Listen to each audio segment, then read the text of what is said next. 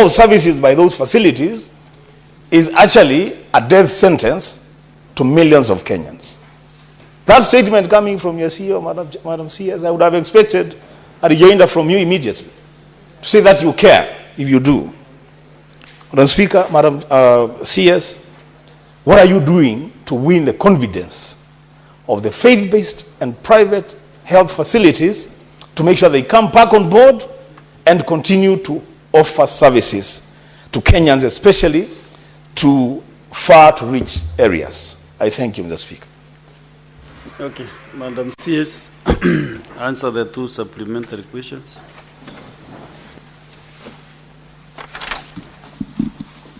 Thank you very much, Honorable Speaker and Senator Wambua.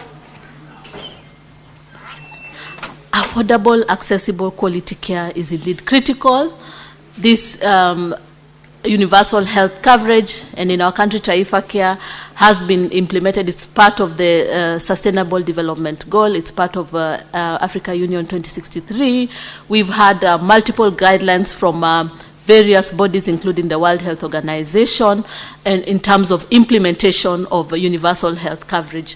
And so this is not something that the ministry just sat behind the bench and looked into.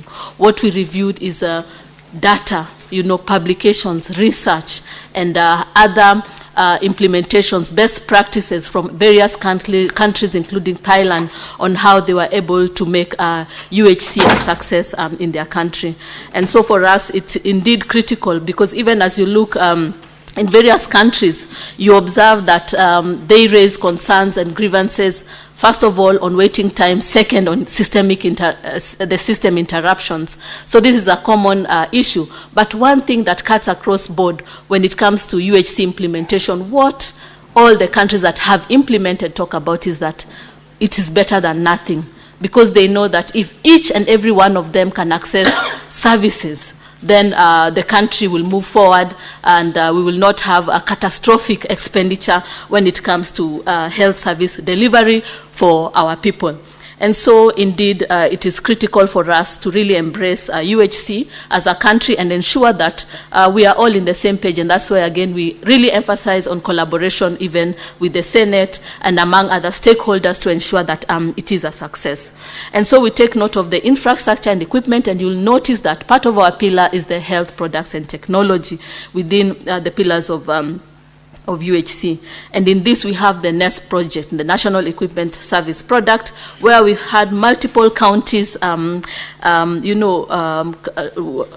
the agreement. And again, that is around 45 out of the 47 who have signed the agreement, and 36, again, who have listed down the equipments that they need within the facilities. And so it is an area that we look into.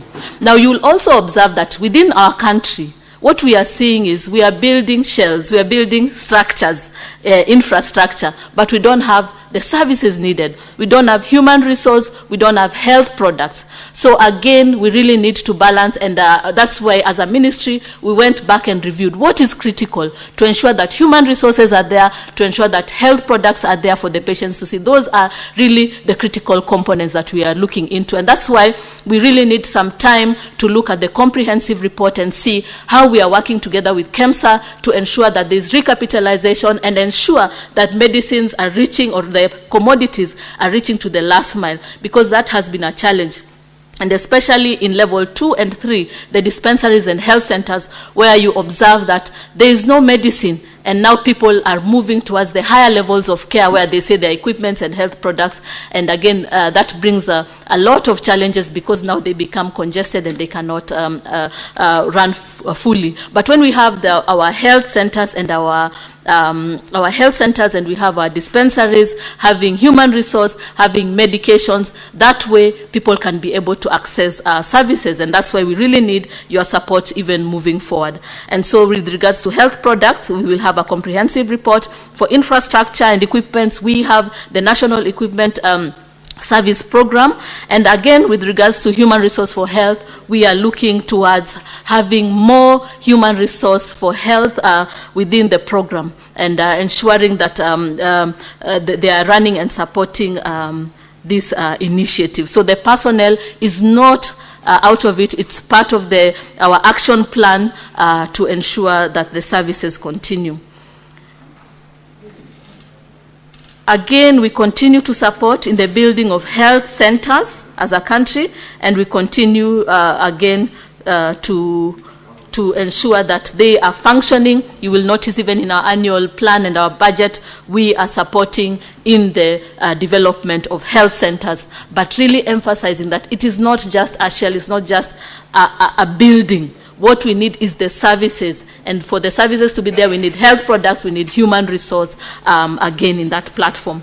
So the private and faith-based organization, we do take note. We are acknowledge that they are really a critical pillar in ensuring that health services are delivered to all Kenyans. And so we continue with our partnership with the private organizations, the faith-based organizations. We have had routine meetings with them to ensure that they are supporting in implementation of UHC. So what was critical with regards to the withdrawal of services was the NHIF debt.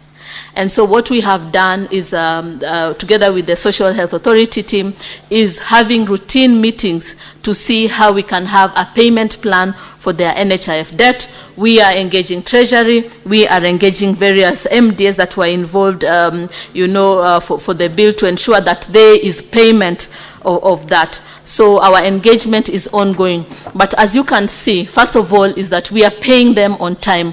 While we had talked about 90 days, we are actually paying them within the 30 days. And when you engage them further, the problem is not Social Health Authority. We are ensuring that the payment is done within the time limits. The challenge was on the claims management, which has been addressed currently. And again, the challenge again that is really we are facing is the NHIF debt. So then once we have addressed that, I believe that we will be in a position to ensure that UHC is implemented.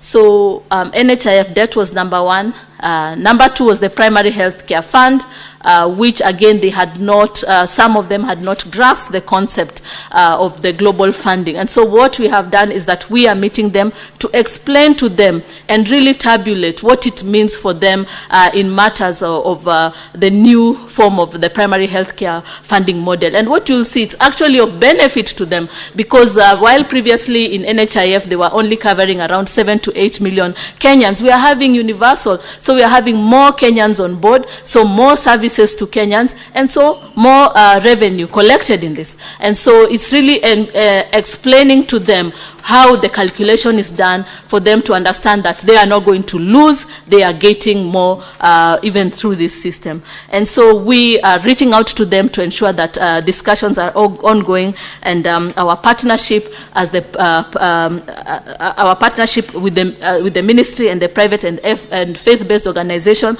continues, because we really need to have their services so that they can be accessible to all Kenyans.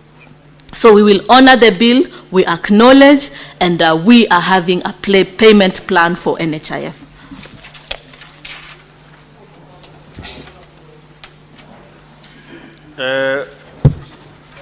Next is Senator Seki Lenku.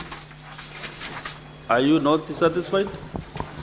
You went two supplementary questions, which she has answered. Thank you, Honorable Speaker. Unless if you are not satisfied, then I'll give you an opportunity to get clarification. Okay. Senator Seki. Speaker, I'm not satisfied with any of the responses that have been given. On the first one, Speaker, then the CS should just go on record.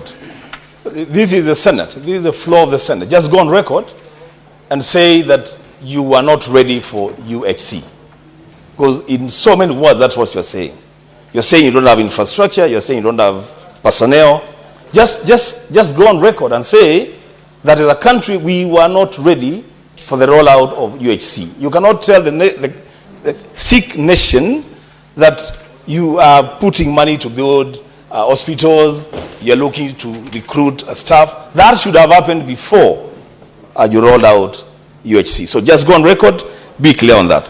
On the issue of the faith-based facilities, Mr. Speaker, what baffles a lot of us is that this is already realized revenue. It is not money that CSE, you listen to the questions, you may... Senator Ambu, I think let's protect the CS. You know, but now I'm asking her a question, she's talking. How is she listening? Senator Ambu, I just have your cool.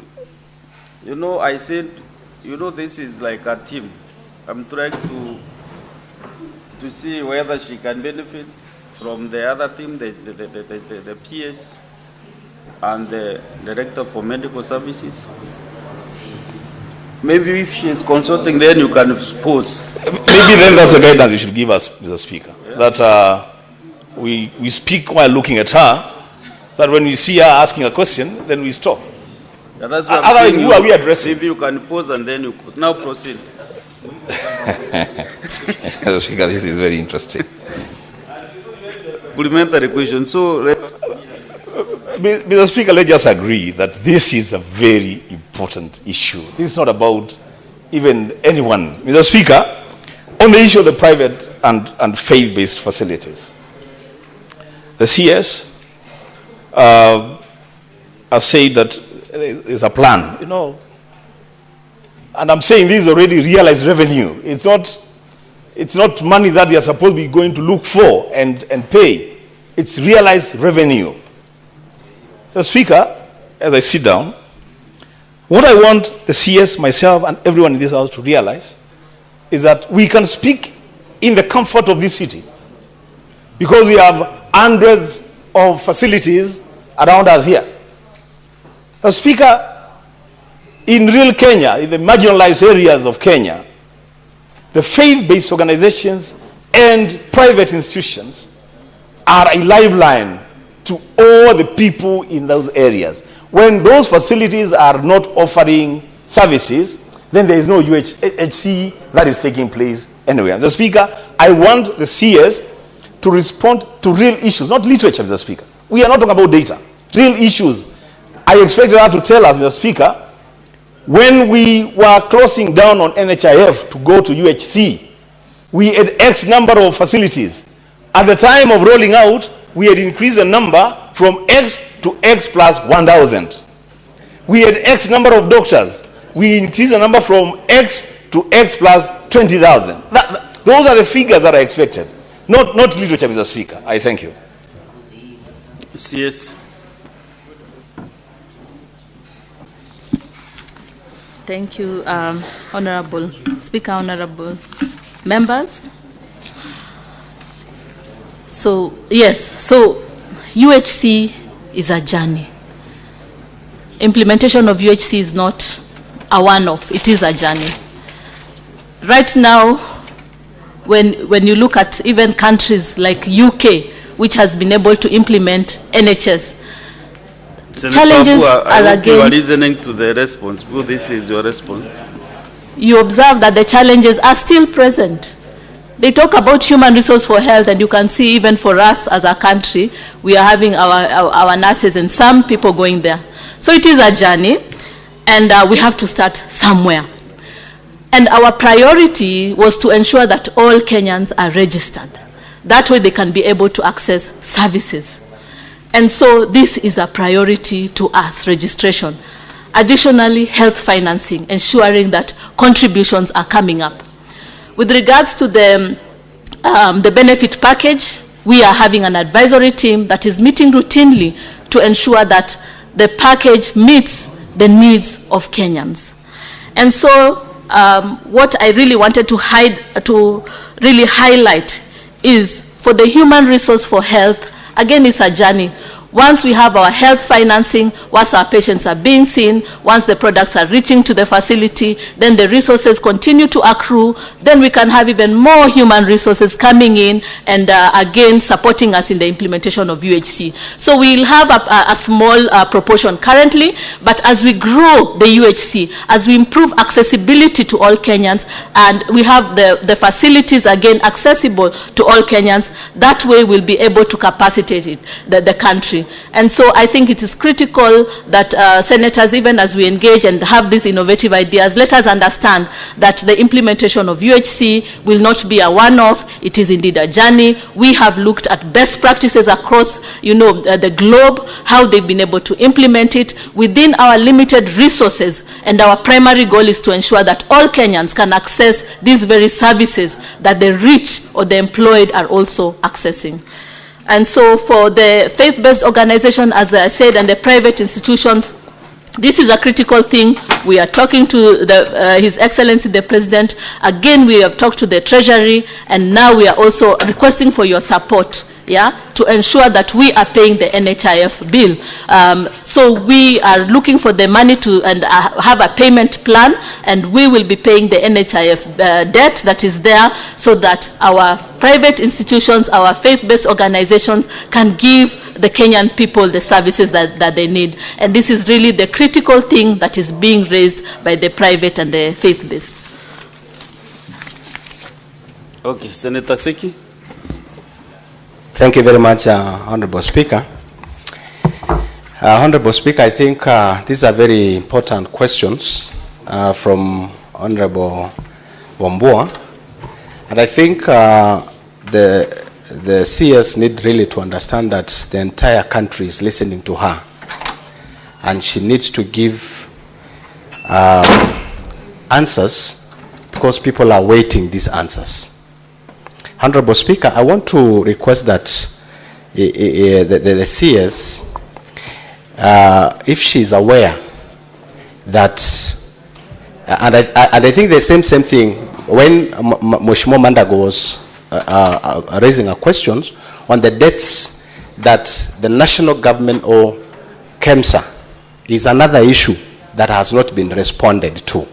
But nevertheless, I want to say, request the CS, if she is aware that civil servants are not getting treatment or denied treatment in private institutions, and now because it is because of the debts that the government owed through NHIF and SHA, if she is aware.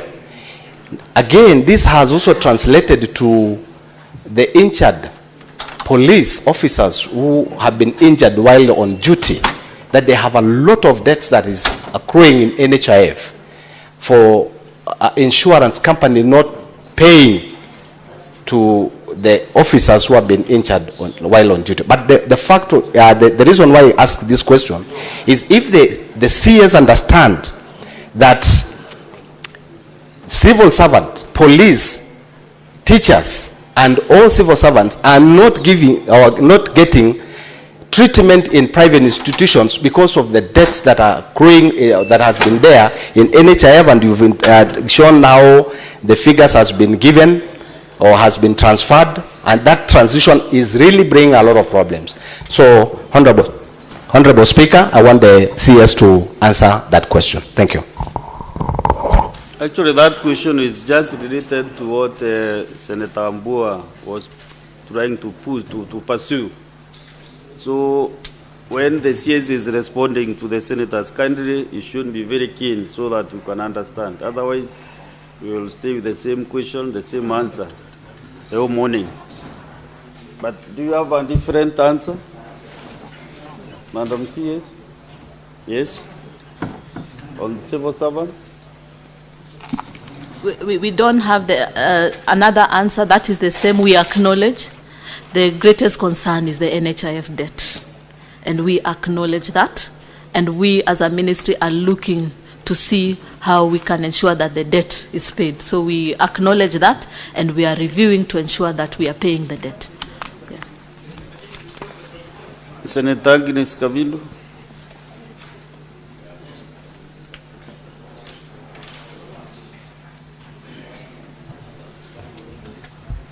Thank you, Mr. Speaker. My question is also related to those ones, but on a different direction of human resource, as in the doctors.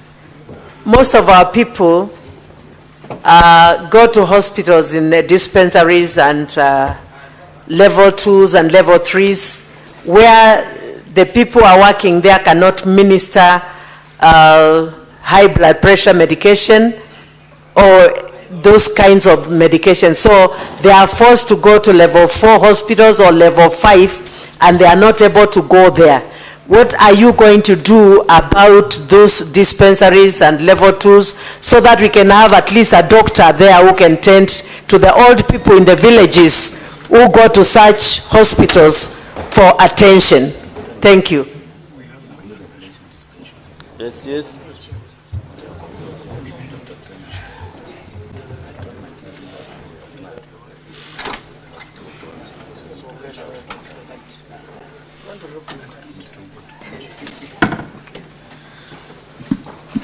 Thank you for the question.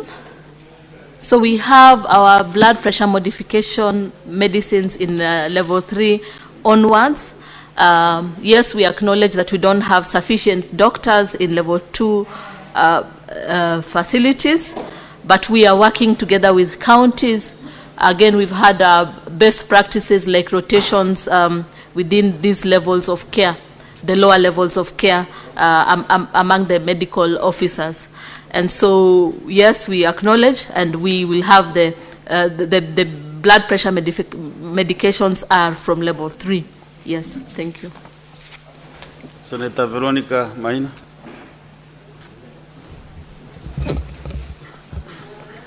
Honorable CS, welcome to Senate, and we are wishing you a good tenure during your term of service at the Ministry of Health.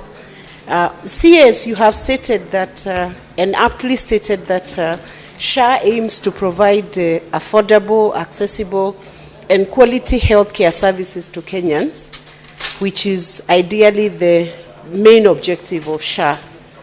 As a matter of interest, RUFA had threatened to suspend provision of healthcare services to patients, and we would like to know whether that threat was effected yesterday. I hope it was not.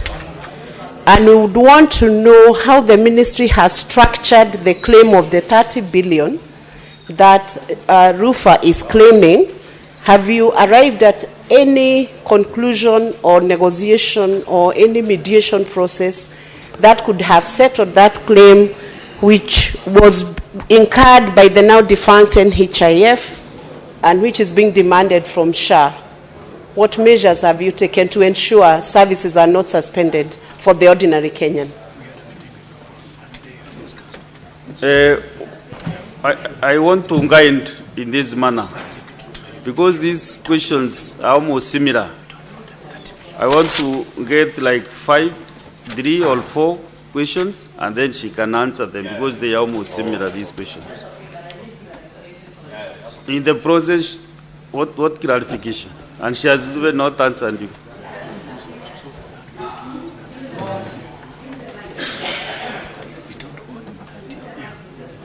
I don't give the mic, of course.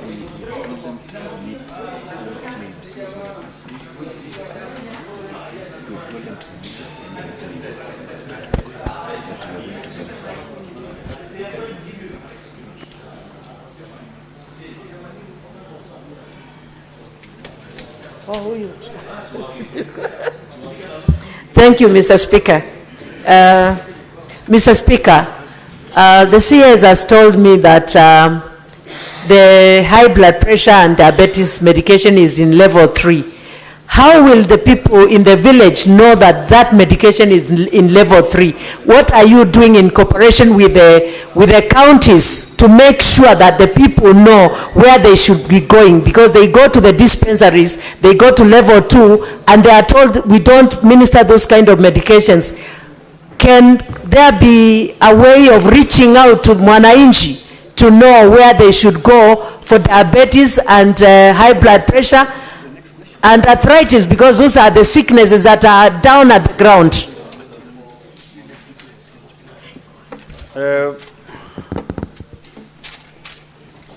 Next is Senator Morango. Do you want to respond? Do you have a supplementary question, or do you want to ask your question?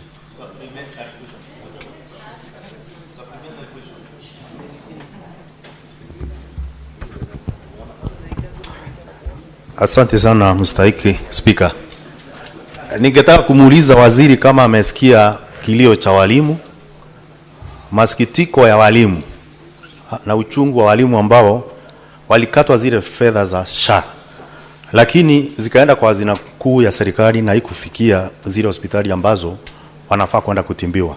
Na bado wako na kandarasi na bima zingine ambazo zinafaa pia kuwasaidia katika mambo ya matibabu. Kwa hivyo swali langu ni hilo kwamba kama ashajua, na kama ashajua zile shinda ziko na walimu, amefanya nini kuhakikisha kwamba amesuruhisha ili walimu waweze kupata huduma? Asante sana Mr. Speaker. Answer those 2-3 questions. The question by Senator Veronica and Senator Morango, and the clarification sought by Senator Agnes Kavili. Okay, so I will start. And then I'll be going to the third question by Senator Aminta Kibwana.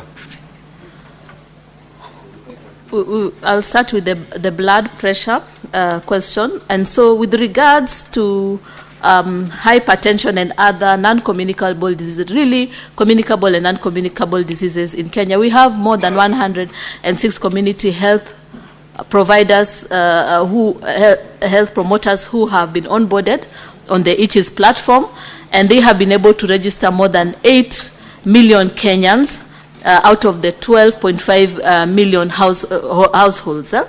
And they've been able to revisit 7.3 million households, and they've been able to screen 28.2 they've been able to screen patients for diabetes and hypertension in these areas. So we've been able to screen Kenyans, 340 of them who have been referred for diabetes, and 730,000 who have been referred who had hypertension. So the community health promoters are indeed a critical platform that we are utilizing within the community to educate on preventive, promotive healthcare, and then also to identify and refer these cases. Additionally, even for level 2, yes, we have human resource like the nurses there who are able to identify the patients who have hypertension and refer them to higher levels of care. And so we continue with training and capacity building, mentorship and supportive supervision for our CHPs and our healthcare workers to ensure that they are identifying, and indeed they have been a critical pillar and a game changer in regards to identifying these conditions that were once affecting our people. So again, just to emphasize on the NHIF debt, we are acknowledging the debt is there, and we are again looking at the payment plan, and really this is the main concern with the private and the faith-based organizations. So what we have requested is that they submit all pending claims for verification, and then payment will follow in suit. So maybe even to give you a background, there was a press release yesterday by the SHA team, and what you can see, there's a lot of effort going towards payment of the social health insurance fund. We've been able to pay 5.1 billion. Then the concern they have is not Social Health Authority. It is indeed NHIF pending bill. For SHA, we've been able to pay most of the time within 30 days, and the ones that were not paid were maybe the claims of which they are reviewing, and quite a good proportion has been paid. We are also having transparency and visibility, and really engaging them to ensure that this continues with regards to claims, where they are and how we are progressing forward. So instead of 90 days, we are actually paying within 30 days, and we are pushing for the acceptance of this. But for the NHIF, again, we acknowledge, and we are looking for the resolution process in this regards. Teachers, like any Kenyans, have been able to pay the premiums that are internal, and so they are able to access the SHA benefits that have been given to them. Again, teachers through the the TSC, they use their private medical insurance. This needs to be paid by the TSC. At times they mix SHA and TSC medical insurance. So this is a different scheme which needs to be paid by the TSC. It is not SHA. But with regards to SHA, after registering and after paying their contributions, they are able to access the services under SHA. And maybe also to emphasize, at times, the employers say they have paid, but they have not remitted. And so again, we are brought on board and told that we are not offering SHA services, yet the concern is on the employer side. So we are also emphasizing and negotiating and ensuring that the employers remit. That way we can improve the noise that is out there. Thank you. Leader of the majority party.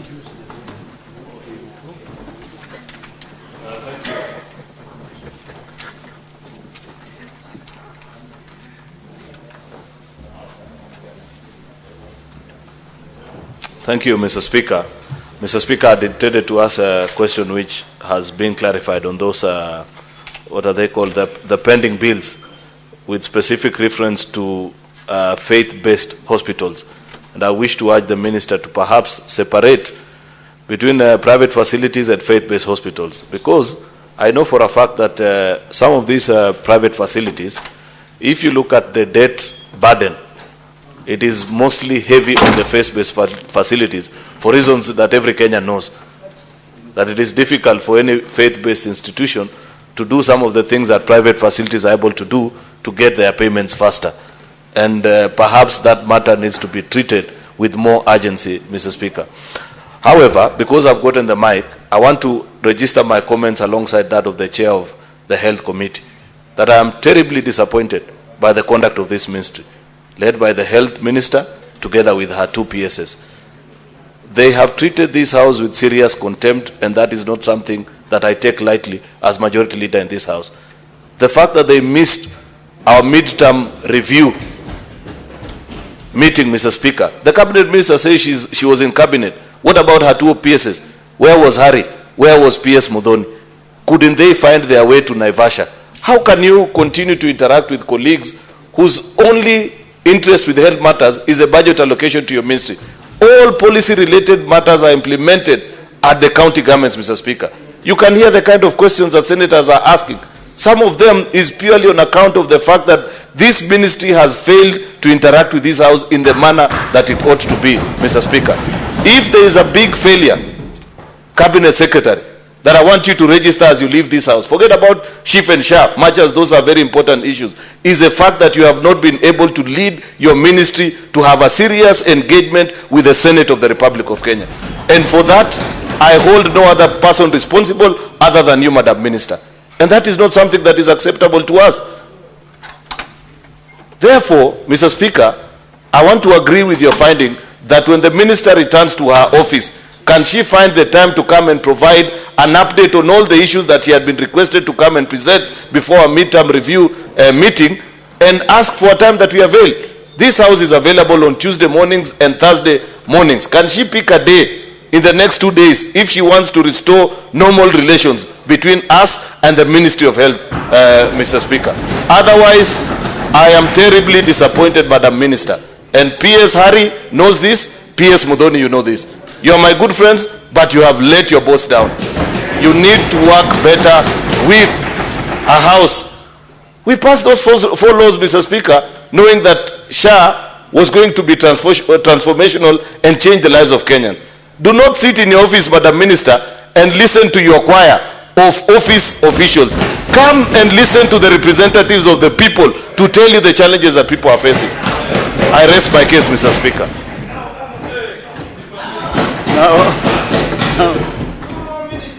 Now, Majority Leader, you know, and navigated that matter and I give guidance. But since you represent the majority side, You have pushed a lot of business from the Ministry of Health. We did actually bills at night, at midnight in Turkana, I remember. So, Madam CS, that heavy voice coming from the majority leader, you should know things are not okay, yeah? Coming from the majority leader in the Senate. So you really need to organize yourself, reorganize your team, take time to listen to the legislators. You know the Senate is a house of reason. Things that you cannot be able to be told by other people, you can be told by the senators, because we really want, I say it again, devolution to work. Most of the health issues are involved. So most of the time we spend with the senators because we know what is happening in the counties. Don't spend your time chasing for money in the budget of in the National Assembly. After you chase your money, then come back for policies from this house. You can see there is almost more than that the senators are here to listen to you and to dialogue with you. And as I put it, find your time. The time we are located in Naivasha, I repeat again, find your time to sit with the senators. There is a time you came to the National Assembly and you requested us to join you there. We had no time even to ask a question. There was absolutely no time. So what you did at the tent there was not enough. We have many questions. It's only that I'm chairing. Actually, I could have manned you with so many questions if I was sitting on my seat here. So, as I guided senators, let me get 3 more and then we move to the other question. Senator Koiti, Omtata. Mr. Speaker, sir, thank you for this opportunity to address the Minister of Health. A supplementary question, not yes, I'm asking a supplementary question by addressing her.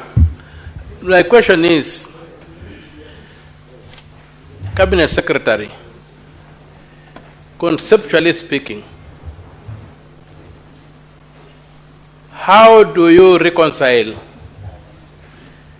the concept universal health care and the practice of paying premiums? Paying premiums means that you have capacity. Universal means nobody is left behind. Paying premium means only those who are able can come on board. So how does it become universal health care when people have to pay premium to access the service? Because we are trying to invent the wheel in Kenya. There is absolutely no country in the world where universal health care is funded through premiums. It is usually funded by main taxes, and Kenya is a signatory to the Abuja Declaration of 2001.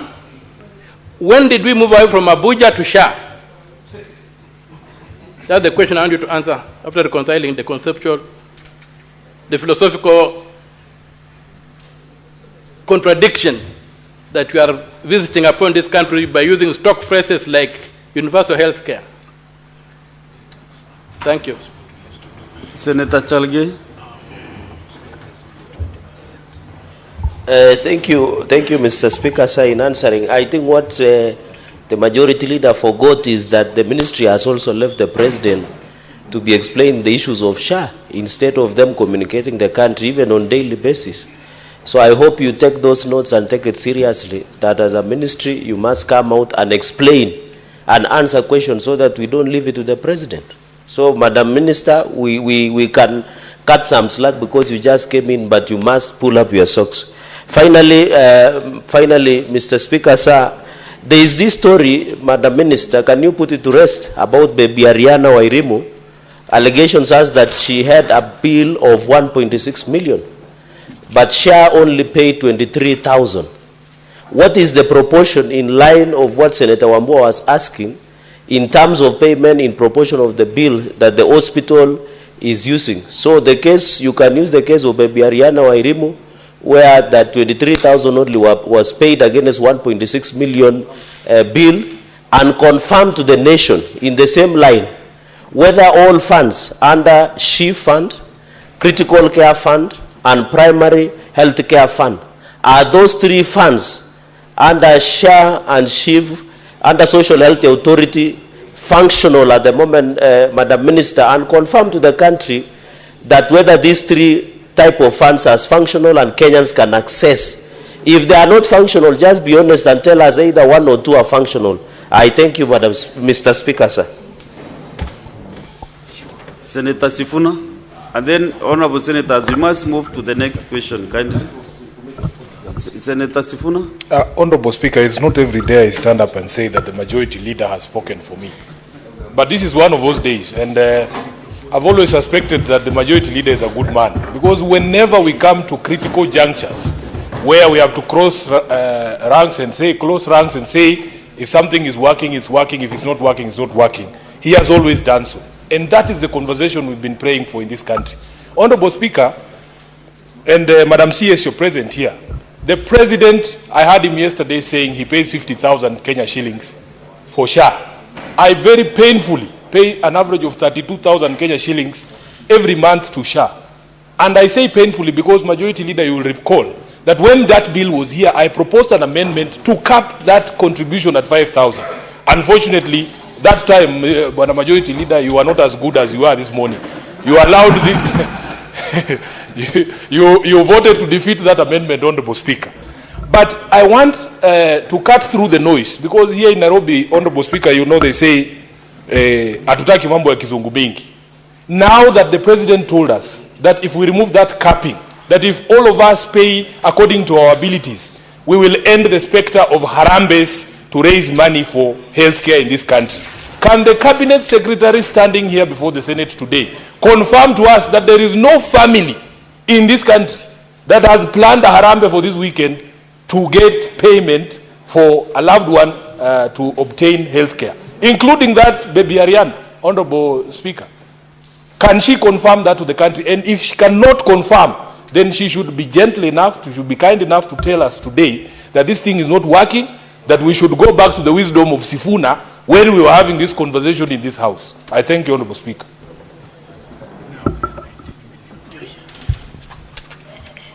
Cabinet Secretary.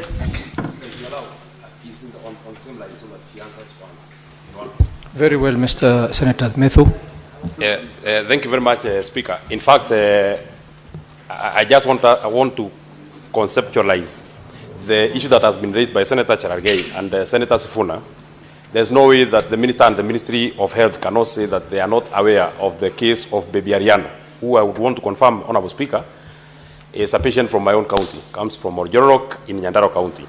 Baby Ariana suffered from Pearson disorder, and she is the 10th patient in the world to get that particular disorder. So there's no way the ministry would say that they are not aware of such a patient who has such a rare disorder. And the hospitals in India have actually been using her case as a success of a Pearson's disorder that has been treated. It's a genetic disorder that has been treated. Honorable Speaker, unfortunately, we lost baby Ariana. Her bill, as it were, by the time she passed on, Honorable Speaker, was 1.6 million. What SHA has paid now is 23,000. And therefore, can't we use then this case to gauge whether SHA is working or not working? Because 23,000 out of 1.6 million is such a small and negligible percentage, Honorable Speaker. And you cannot keep reading statistics. This is what we have put as money. This is what this the number of patients that have been taken care of. Give us on this very specific case that you must be aware of, because it's a very rare disorder. You must be very aware of baby Ariana. Tell us why SHA has paid 23,000. First, confirm whether SHA has paid 23,000.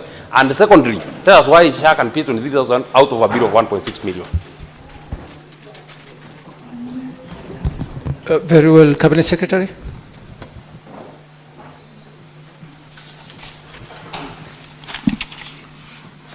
Thank you very much, Honorable Speaker, Honorable Members. So I will start with the question from Senator Omtata regarding the UHC premiums. So previously under NHIF, as you remember, it was tax funded, but it was really capturing the formal sector with only 20% of the population under this health insurance. And so when we talk about leaving no one behind, NHIF was not living up to it because we were not able to cover each and every Kenyan when it comes to health service delivery. So when we come to SHA, we see that it is improved, where we are trying to ensure that all Kenyans are on board and all their health needs are addressed, and part of it is through using the social health financing, ensuring that 2.75% of their amount is again being deducted for contribution into the SHA. The social health insurance.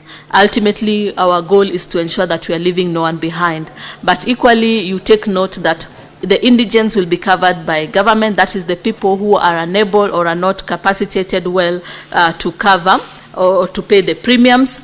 We, as again, a government, we will be able to support again in their health insurance coverage.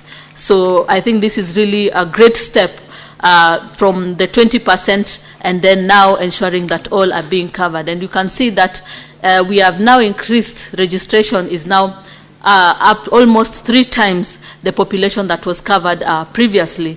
So great progress when, Senator Sifuna, as you said, there's great progress when we talk about the number of people that have been registered and the number of people that can access primary health care. We are having, up to 3 times more that can be able to access. And then when we come to registration and being able to access services in higher levels of care, we are looking to ensure that there's improved contribution. Ultimately, all Kenyans will be able to access care. So I believe that this is a game changer where we will have Kenyans not selling their property in order to access health. Additionally, there are very good stories out there, and I can attest, and maybe we will, next time we can have a documentation and reports of, more than 500,000 being able to access these services, and again tabulate how much contribution did they have to pay and how much was NHIF covering. That way we'll have evidence-based, and data-driven analysis to show you that indeed SHA is working. And when we talk about the issue of baby Ariana, yes, the ministry acknowledges, and indeed we send our condolences to the family. We acknowledge, again, that was a challenge. Seeing the Pearson's syndrome is really a very rare disease, and only 10 people in the whole entire world have this disease. And so as a ministry, we are looking into ways of ensuring that we are reviewing this condition, the diagnosis, the treatment, the management, etc. But when it comes to the management of the baby, when you notice that NHIF cover previously was 4,600 for ICU, but I can assure you that the ministry has really been advocating and pushing to ensure that our ECCIF, that's Emergency Chronic Critical Illness Fund, is improved. And right now, we are happy to say that after reviewing, it has been increased to 28,000 Kenya shillings, and that way gradually will improve. We have the benefits package advisory team, and this team will be reviewing the benefit package and seeing gradually how we can improve to ensure that Kenyans are accessing services.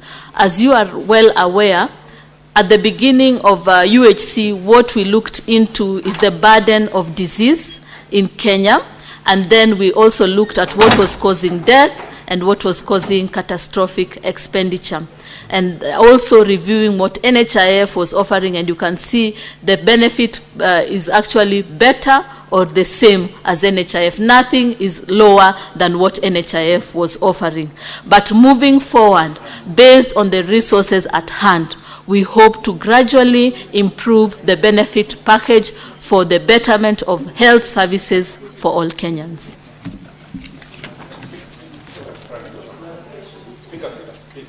Yes, Senator Methu. Mr. Speaker, I don't know why the CS for health would want to take us in rounds. the question was very specific. Now that you admit that you are aware of the case of baby Ariana Wairimu from Nyandarua, who succumbed to Pearson's syndrome, the question was very specific.